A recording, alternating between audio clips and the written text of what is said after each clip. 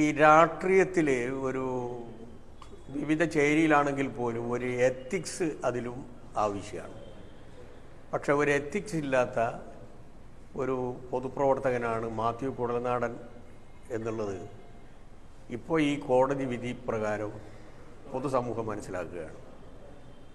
അദ്ദേഹം തിരുവനന്തപുരം വിജിലൻസ് കോടതിയിൽ അദ്ദേഹം കൊടുത്തിട്ടുള്ള ഒരു പരാതിയാണിത്.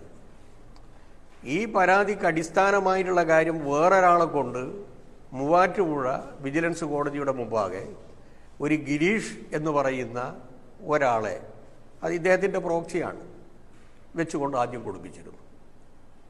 ഗിരീഷ് ഇപ്പം മരണപ്പെട്ടുപോയി.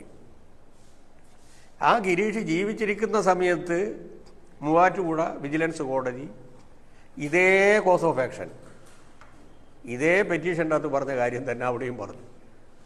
വിജിലൻസ് കോടതി തള്ളി, മൂവാറ്റുപുഴ വിജിലൻസ് കോടതി തള്ളി.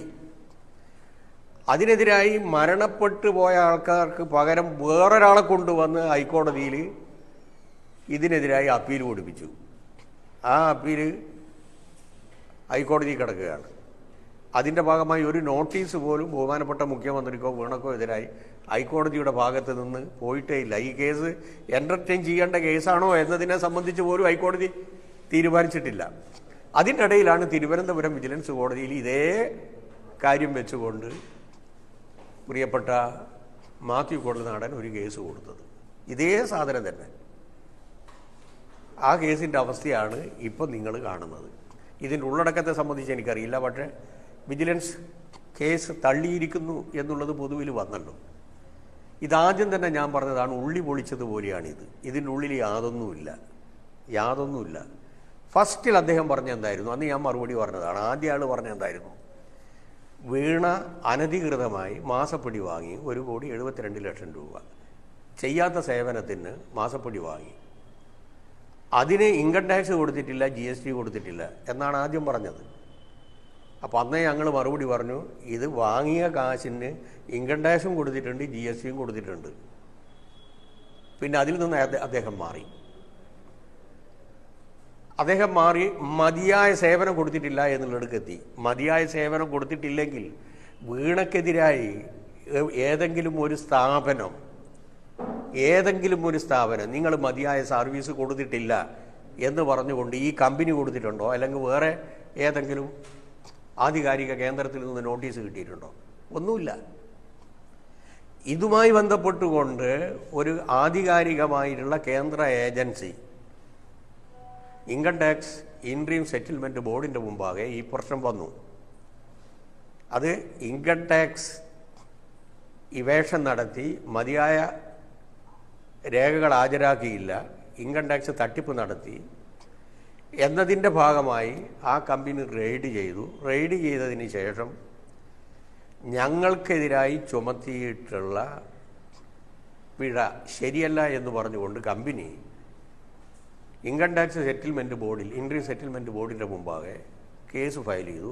അതിൻ്റെ ഭാഗമായി വിധിയും വന്നു, ഓർഡർ വന്നു. ആ ഓർഡറിൽ 2 കാര്യമാണ് ഇൻകം ടാക്സ് സെറ്റിൽമെൻറ്റ് ബോർഡ് പറഞ്ഞത്. ഒന്ന്, ഇതിൻ്റെ ഭാഗമായി പ്രോസിക്യൂഷൻ സ്വീകരിക്കേണ്ടതില്ല, പ്രോസിക്യൂഷൻ ഇമ്മ്യൂണിറ്റി ഇവർക്കുണ്ട്.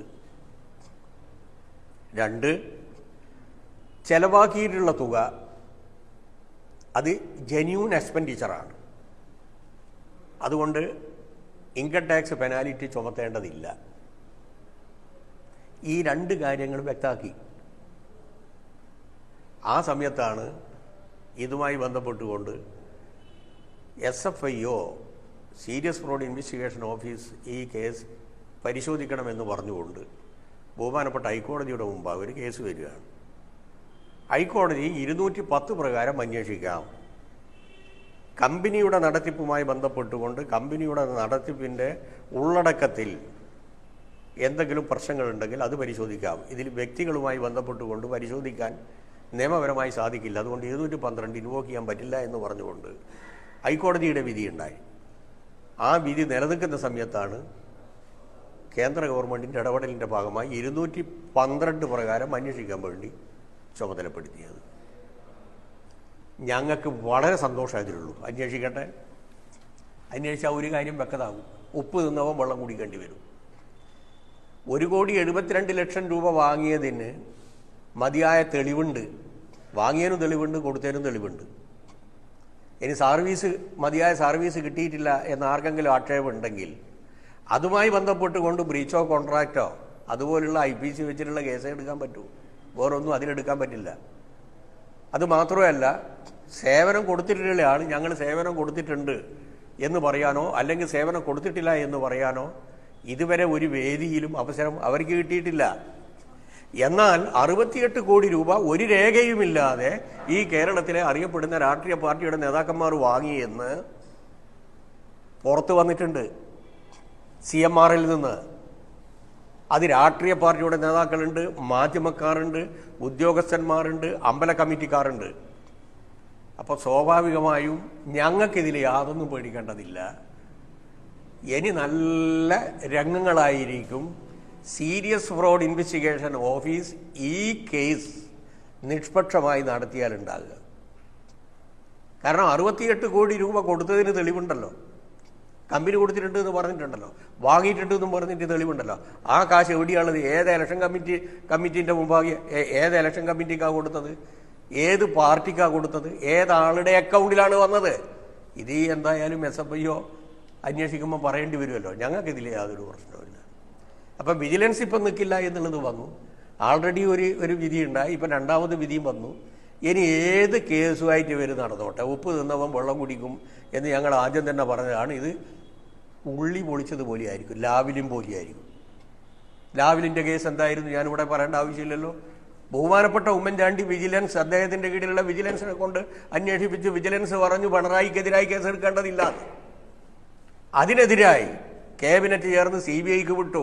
CBI പറഞ്ഞു ഞങ്ങളിത് ഏറ്റെടുക്കേണ്ടതില്ല, വിജിലൻസ് പറഞ്ഞതാണ് ശരി. അതിനുശേഷം കുറേ നാടകങ്ങൾ കളിച്ചു ഇവർ. അങ്ങനെയാണ് ഒരു പ്രൈവറ്റ് അന്യായം ബഹുമാനപ്പെട്ട ഹൈക്കോടതി കൊടുത്ത് CBIക്ക് വിട്ടത്. CBI കുറ്റപത്രം തയ്യാറാക്കി ട്രയൽ കോർട്ട് കൊടുത്തു. CBI സെഷൻസ് കോടതി പിണറായി വിജയനെ എക്സോണറേറ്റ് ചെയ്തു. അതിനെതിരായി ബഹുമാനപ്പെട്ട ഹൈക്കോടതി കൊടുത്തു. ഹൈക്കോടതിയും പിണറായി വിജയനെ എക്സോണറേറ്റ് ചെയ്തു. പിന്നെ സുപ്രീം കോടതിയിൽ 34-35 പ്രാവശ്യം മാറ്റി. എന്തിനാ മാറ്റിയത്? ആർക്ക് വേണ്ടിയിട്ടാണ് മാറ്റിയത്? അതിലും പറഞ്ഞെന്താ? BJPയും കേന്ദ്ര ഏജൻസിയും പിണറായി വിജയനും യോജിച്ചിട്ട് നടത്തിയെന്നല്ലേ പറഞ്ഞത്? കള്ളപ്രചരണം നടത്തിയില്ലേ? ഇത് ഉള്ളി പൊളിച്ചതുപോലെ ആയിരിക്കുമെന്ന് ഞാൻ നേരത്തെ പറഞ്ഞത് തന്നെയാണ്. ഒരു ജുഡീഷ്യൽ കമ്മിറ്റിയുടെ മുമ്പാകെയും ലാവലിനും നിൽക്കാൻ പോകുന്നില്ല. എല്ലാ കോടതികളും തള്ളിയത്. എന്നിട്ടും അഴിമതിക്കാരനാണെന്ന് ഒരു ഭാഗത്ത് പറഞ്ഞു കിടക്കുക. എന്നിട്ട് ഇപ്പോൾ അതിൻ്റെ തുടർച്ച എന്നുള്ള നിലയിൽ മാത്യു കുഴൽനാടൻ അഴിമതിയാണെന്ന് പറയുക. 2 കോടതിൻ്റെ ഉത്തരവ് വന്നു. എന്നിട്ടും ഇത് ഇനി വീണ്ടും പറഞ്ഞു കിടക്കലാണോ ഉദ്ദേശിക്കുന്നത്? ഈ കേരളത്തിലെ ജനത ഇത് തിരിച്ചറിയും. ഐക്യജനാധിപത്യ മുന്നണിയിലെയും അതുപോലെ തന്നെ കോൺഗ്രസിൻ്റെയും എല്ലാ നേതാക്കന്മാരും നേതൃത്വവും ഇദ്ദേഹത്തോടൊപ്പം ഉണ്ട് എന്ന് ഞാൻ വിശ്വസിക്കുന്നില്ല. ഇതിന് വലിയ വില അവർ കൊടുക്കേണ്ടി വരും. അതാണ് ഇനി കാണാൻ പോകുന്നത്. മാധ്യമ ശ്രദ്ധ കിട്ടാൻ വേറെ എന്തെല്ലാം വഴിയുണ്ട്? വേറെ എന്തൊക്കെ വഴിയുണ്ട്? ഇത് നിയമസഭയിൽ ചർച്ച വന്ന സമയത്ത് UDF സ്വീകരിച്ച സമീപനം എന്തായിരുന്നു? ആരെങ്കിലും ഉണ്ടായിരുന്നോ? അവർക്കറിയാം ഇത് അപകടമാണെന്ന്. ആ അപകടം മണത്തറിഞ്ഞിട്ടാണ് അവർ മാത്യു കുഴൽനാടന് പിന്തുണ പ്രഖ്യാപിക്കാതിരുന്നത്. ഇനി അതിൻ്റെ ഫലം അവർ അനുഭവിക്കും. അക്കാര്യത്തിൽ യാതൊരു സംശയം ആർക്കും വേണ്ട. മാത്യു കുഴൽനാടൻ പറ്റുമെങ്കിൽ അദ്ദേഹം പറഞ്ഞതാണ് തെറ്റുപറ്റിയാൽ ഞാൻ മാപ്പ് പറയാൻ തയ്യാറാണെന്ന് ഒരിക്കൽ അദ്ദേഹം പറഞ്ഞതാണ്. യഥാർത്ഥത്തിൽ അദ്ദേഹം പൊതുസമൂഹത്തോടും മുഖ്യമന്ത്രിയോടും മാപ്പ് പറയണം. എത്ര കാലമായിരുന്നു ഒരു വീട്ടിലുള്ള ഒരു പെൺകുട്ടിയെ ഏത് രൂപത്തിലുള്ള അപമാനിക്കലാണ്? എത്ര വിഷമതിയാണ് ആ കുടുംബത്തിനുണ്ടാകുക? തിരിച്ചും മറിച്ചും കേസ് കൊടുക്കുക. ഒരേ കേസ് തന്നെ ഒരു കോടതി കൊടുക്കുക, എന്നിട്ട് ആ കോടതി അല്ലെങ്കിൽ വേറെ കോടതി കൊടുക്കുക. എന്ത് രാഷ്ട്രീയ പ്രവർത്തനമാണ് ഇതൊക്കെ? അതുകൊണ്ടാണ് ഞാൻ പറഞ്ഞത് ആദ്യം തന്നെ, മുഖ്യമന്ത്രിന് മറുപടി പറയേണ്ടതില്ല, മറുപടി പറയുന്നില്ല, മനസ്സില്ല എന്ന് ഞാൻ ആദ്യം തന്നെ പറഞ്ഞത് അതുകൊണ്ട്.